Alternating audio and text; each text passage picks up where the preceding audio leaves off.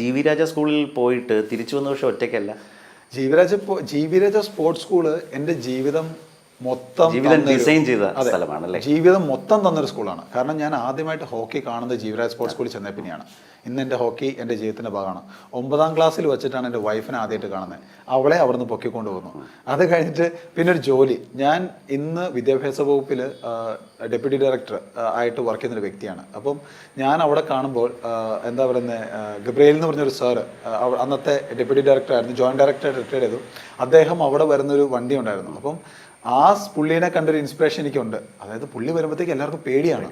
അപ്പം ഇന്ന് ഞാൻ ആ പോസ്റ്റിലാണ് ഇരിക്കുന്നത്. അപ്പോൾ എന്നെ സംബന്ധിച്ചിടത്തോളം ജീവിരാജ സ്പോർട്സ് സ്കൂൾ എന്ന് പറയുന്നത് എൻ്റെ ജീവിതത്തിൻ്റെ ഒരു നെടുന്തൂണ് അല്ലെങ്കിൽ ഒരു മുഖ്യ പങ്ക് വഹിക്കുന്ന ഒരു വിദ്യാഭ്യാസ സ്ഥാപനം. തിരക്ക് കഴിഞ്ഞൊന്ന് പോകണ്ടേ അവിടേക്ക്? ഉറപ്പായിട്ടും അനീഷയും കൂട്ടി എല്ലാവരെയും. ഇപ്പം എൻ്റെ ഫ്രണ്ട്സ് ഉണ്ട്. അന്ന് എനിക്ക് ഫ്രണ്ട്സ് എന്ന് പറഞ്ഞാൽ ജീവിരാജ പഠിച്ച ഫ്രണ്ട്സ് മാത്രമേ കൂടുതലായിട്ടുള്ളൂ. അപ്പം എല്ലാവരുടെ കൂടി പറഞ്ഞു നമുക്കൊന്ന് പോകണം.